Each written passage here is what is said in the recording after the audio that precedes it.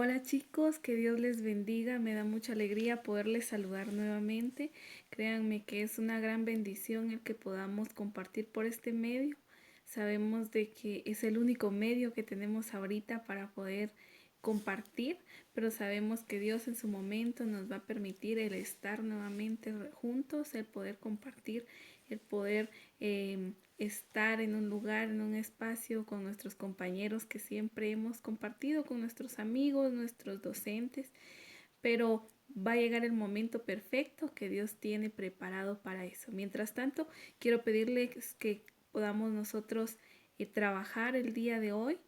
Recordemos que ya hemos terminado nuestro segundo bloque en el área de medio social y natural y por lo tanto entonces nosotros vamos a realizar un pequeño repaso o una retroalimentación de algunos temas de este curso que es necesario que podamos recordar, ¿verdad? Entonces el día de hoy necesito que me acompañen a poder repasar o poder recordar lo que hemos visto, parte de temas, ¿verdad? Que hemos visto durante este bloque. Entonces, quiero pedirles que me acompañen, por favor, chicos. Y es una gran bendición el poderlos saludar por este medio. Que Dios me los bendiga. Vamos a pasar a recordar acerca de un tema muy extenso que tuvimos.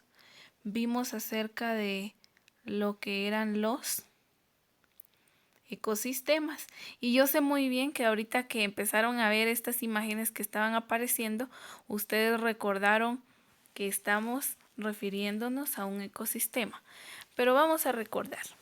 Un ecosistema es un espacio o un sistema natural que está formado por seres vivos y el medio físico, o sea, el espacio donde estos seres vivos van a interactuar. Ese ecosistema es el que va a colaborar para que todos los seres vivos puedan estar sobreviviendo en su medio, ¿verdad? Y recordemos que entre ellos vamos a encontrar varios tipos de ecosistemas. ¿Cuáles fueron los que nosotros vimos?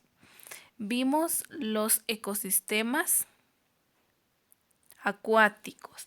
¿Cuáles son los ecosistemas acuáticos? Son donde los seres vivos viven dentro del agua, ¿verdad? Y que los ecosistemas más importantes acuáticos que tenemos en nuestro medio son lagos, ríos y mares, porque en ellos los peces, los tiburones, ballenas, tortugas, todos los animales que son marinos viven en este ecosistema acuático. También conocimos acerca de los ecosistemas mixtos. Y recordemos que un ecosistema mixto es donde los seres vivos están viviendo en una zona intermedia. ¿Qué quiere decir intermedia? Que está puede estar en una zona donde haya tierra, una zona terrestre o una zona acuática, que pueden habitar en los dos medios, ¿sí? Y los más importantes ecosistemas mixtos que nosotros podemos encontrar son las costas y los humedales. ¿Por qué? Porque en estos vamos a encontrar seres vivos que pueden sobrevivir tanto en la tierra como también en el agua. Entonces, ese es un ecosistema mixto, ¿sí? Incluso hasta pueden haber plantas que pueden estar tanto en el agua o pueden ser acuáticas o pueden estar también en una zona terrestre, ¿sí? Pero va a depender de la especie de cada uno de estos seres vivos. Y por último también conocimos los ecosistemas terrestres, que es donde los seres vivos están habitando en el suelo o en el aire, ¿verdad? Porque es un espacio donde no hay agua. Entonces ahí vamos a encontrar ecosistema terrestre y ahí vamos a encontrar seres vivos también. Los más importantes que conocimos fueron los desiertos, los bosques, las selvas, los matorrales y las praderas. Pero también recordemos que estuvimos viendo acerca de la relación entre los seres vivos de un ecosistema. Todos los seres vivos que formamos parte de un ecosistema necesitamos o dependemos de otros seres vivos para poder sobrevivir y para poder alimentarnos. Dijimos que habían 3 grupos. Estaban los seres vivos productores, que son los que son capaces de producir su propio alimento, ¿verdad? Para poder vivir. Y utilizan sustancias sencillas como por ejemplo la luz del sol para poderse alimentar. A esto estamos hablando, podríamos decir, de algunas plantas, y también podríamos mencionar que los más productores son las plantas, y que en los ecosistemas acuáticos, por ejemplo, los seres vivos productores son las algas o algunas bacterias también. El otro grupo que conocimos fueron los seres vivos consumidores. ¿Cuáles son estos? Los que se alimentan de los productores, y ellos no son capaces de producir su propio alimento, sino que tienen que buscar en los seres vivos productores. Entre ellos vamos a encontrar seres vivos herbívoros que se alimentan de los productores. Por ejemplo, los caracoles, las cebras, los saltamontes se alimentan entonces ¿de qué? De plantas, ¿verdad? Luego tenemos los consumidores que son carnívoros. Estos carnívoros se van a alimentar de seres vivos herbívoros, ¿sí? Entonces, ¿de qué se alimentan? De animales como por ejemplo de ciervos, de cebras. Y estos son, por ejemplo, los ratones, los gorriones, también podríamos decir. Las ranas, ¿de qué se alimentan las ranas? Pueden buscar alimento, por ejemplo, en los caracoles, o eso pueden ser su alimento. Y en los consumidores supercarnívoros, que son los que se alimentan de seres vivos carnívoros, ¿sí? Por ejemplo, ellos se van a alimentar de algún tipo de animales, ¿verdad? Como por ejemplo los ratones, ¿sí? ¿Qué animales podemos mencionar que son los animales supercarnívoros? Las águilas son supercarnívoras. ¿Y se pueden comer a los ratones? Sí, se los pueden comer. O otro animal podría ser un acuático, un tiburón. Es un animal supercarnívoro. ¿Y de qué se puede alimentar el tiburón? De peces, de ranas, ¿sí? A eso nos referimos entonces con ese tipo de animales. Y luego tenemos el otro grupo que son los animales descomponedores. Cuando hablamos de seres vivos descomponedores, son los de que se alimentan de cuando otro ser vivo ya está en descomposición. Por ejemplo, un cadáver de un animal, hojas secas, por ejemplo, frutas que ya están en estado de descomposición o podridas, como a veces lo conocemos, o de troncos de árboles que ya están muertos. Esos son los animales descomponedores, y entre ellos vamos a encontrar las bacterias y los hongos. Este tema ustedes lo conocen muy bien, recordemos que realizamos nuestra exposición sobre este. También conocimos los niveles de organización de un ecosistema. En primer lugar, encontramos que se van a organizar primero por especies, ¿sí?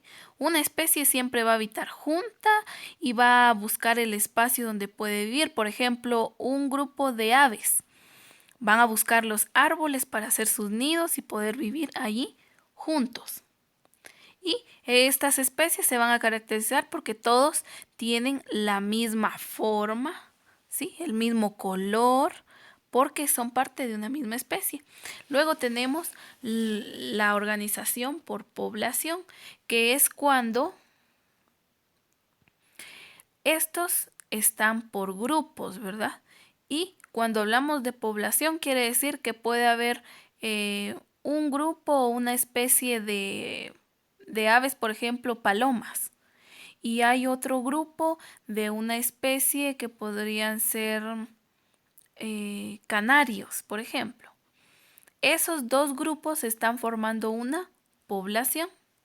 Y luego una comunidad es cuando encontramos varios grupos y que cada uno de ellos están en el mismo espacio o que van a buscar el mismo lugar para habitar. Por ejemplo, en una selva podríamos decir que una comunidad la podría conformar una manada de cebras o un grupo de ciervos también.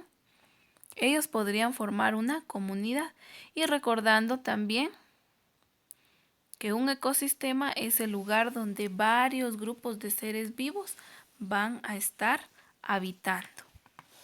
Por último, pero no menos importante, vamos a mencionar las características propias de los animales y las plantas.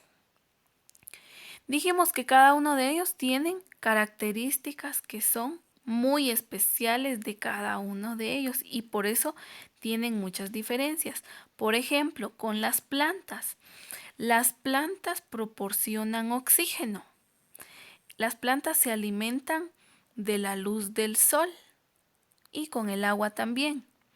Cuando eso sucede, las plantas nos van a proporcionar oxígeno, tanto a algunos animales o a los seres humanos también, que necesitamos de oxígeno para poder sobrevivir.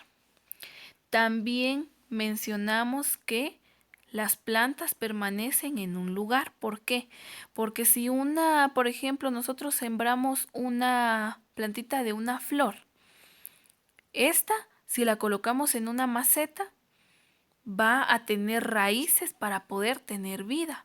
Al momento de estar ahí, la planta no se va a poder mover de un lado a otro. Yo le decía, las plantas no tienen dos piecitos y van a caminar y van a decir, no, ahora me voy a pasar para este otro lado. No, las plantas tienen raíces y estas permanecen en el lugar donde nosotros las plantemos. Un ejemplo claro también es un árbol. Ahí donde el arbolito fue plantado y tuvo sus raíces y creció, ahí va a permanecer todo el tiempo hasta que su ciclo de vida termine. Y que también las plantas proporcionan alimentos a otros seres vivos, que es lo que les mencionaba, ¿verdad? Que hay algunos animales que se alimentan de plantas o frutos, por ejemplo, que pueden tener y que estos frutos pueden ser de alimento a algún otro ser vivo o alguna otra especie. Ahora, las características de los animales es que ellos utilizan el oxígeno que las plantas producen. Los animales no producen oxígeno, los animales necesitan el oxígeno de las plantas y estos sí son capaces de movilizarse de un lado a otro. Los perritos no van a estar todo el tiempo en un mismo lugar, sentados hasta que usted lo mueva, ¿se va a mover él? No, se van a estar movilizando solos porque tienen sus extremidades, tienen sus patitas para que puedan movilizarse. Y ellos también se alimentan de otros seres vivos. En la imagen que nosotros podemos ver aquí y que se los explicaba en la clase de este tema, ahí podemos observar a una abeja. ¿La abeja se está alimentando de otro ser vivo? Sí, porque una flor o una planta es un ser vivo también. Así es de que los animales necesitan de otros seres vivos para poder alimentarse, no como las plantas, ¿verdad? Que ellas producen su propio alimento. Y entre ellas sabemos que estos dos, tanto las plantas como los animales, tienen funciones. ¿Y cuáles son sus funciones? Que van a nacer, que van a crecer, que van a respirar, se van a alimentar, se van a reproducir y al final van a morir. ¿Por qué? Porque es el ciclo de vida que tenemos todos los seres vivos, incluidos los seres humanos. Entonces, es así como nosotros hemos realizado el día de hoy nuestro repaso de este tema sobre los ecosistemas, que en realidad tuvimos varias clases relacionadas a esto, esperando que este repaso que hemos realizado les sirva a ustedes para poder recordar, para poder aprender cada vez más acerca de temas importantes como estos, ya que nosotros también somos seres vivos y tenemos que cuidar de nuestra naturaleza. Así es de que terminamos el día de hoy con nuestra clase, nuestro repaso y pidiéndoles, ¿verdad?, de que cada uno de ustedes pueda estar al día, pueda estar trabajando las tareas que fueron asignadas y poder enviármelas por el chat privado al número que se les indicó para poder ser revisadas. Que Dios les bendiga, chicos, y un fuerte abrazo para todos.